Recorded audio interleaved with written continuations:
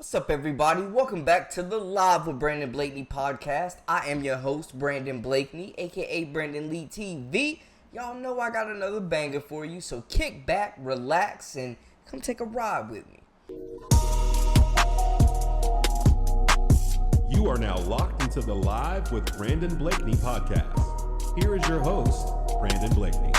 I want to say first off, shout out to Alicia Gray of the Atlanta Dream winning the WNBA Skills Challenge as well as beating Jonquel Jones in the WNBA three-point shootout. It was an incredible effort. She earned over 110 racks. Big win for her, and shout out to the sponsors. It was a great competition. It delivered the hype, and, you know, I'm not mad at it. But there were noticeably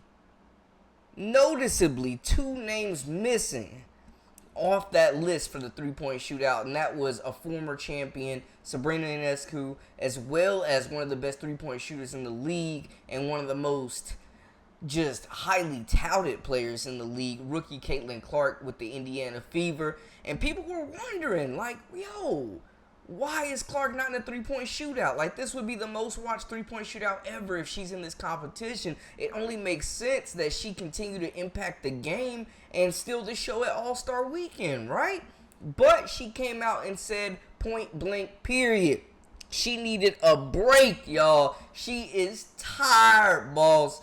And, I mean, she deservingly so. You know, throughout the season, she has played the most minutes of any rookie. She's played a lot. Like, if you're looking at, like, top 10 players and most minutes played this year, Caitlin Clark is in that group. Typically only resting about 2 minutes a game. She from going from the national title game, hopped straight into WNBA training camp and has been running ever since. She said she need a break. And I think, first off, the Olympic break is going to be so beneficial to the Indiana Fever and Clark.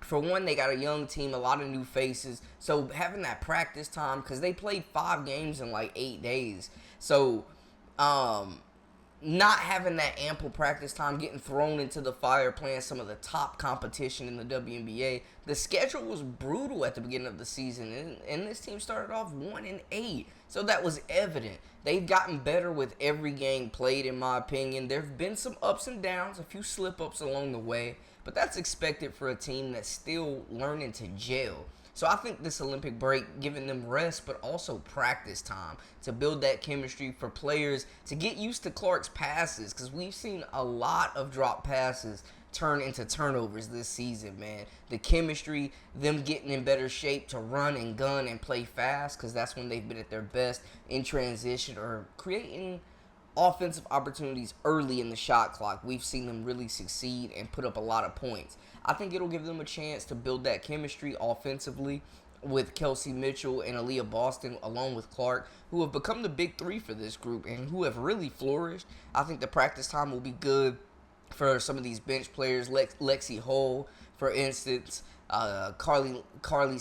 Katie Lou Samuelson, you know, players like that. We know Dantas is still getting in game shape, and I think she could be a big addition with her size and her three-point shooting ability to open up that lane.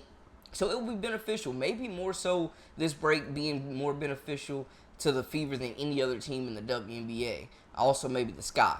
But Clark, deserving a break. She's got a lot of pressure on her shoulders right now. However, it would have been fun to see her in this competition compete, and we know she will be in the All-Star game later today, and it's a chance for her to go 2-0 against Cheryl Reeve, the Olympic coach for Team USA.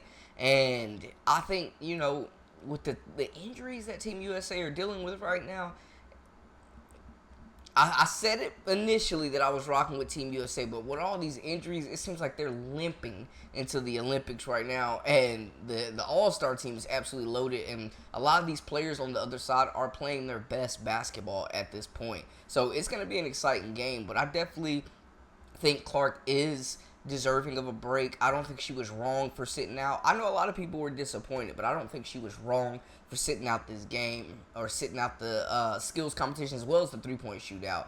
I know a lot of people wanted to see her in it. It's kind of like when we're begging LeBron and Zion and Ja Morant to enter the dunk contest. You know somebody's super skilled and you want to see them compete against the league's best, but it just wasn't in the cards. Maybe in the future though, down the line. But y'all let me know how y'all feel about her sitting out. Did it kill the WNBA 3-point shootout? Did it hurt ratings? Do you think she was wrong for sitting out? Does she deserve the break in y'all's opinion? Y'all holler at me and let me know. That's a wrap for us. For all the latest and the greatest, I am Brandon Blakeney, a.k.a. Brandon Lee TV. Hit that subscribe button to stay up with us. Until next time, we out.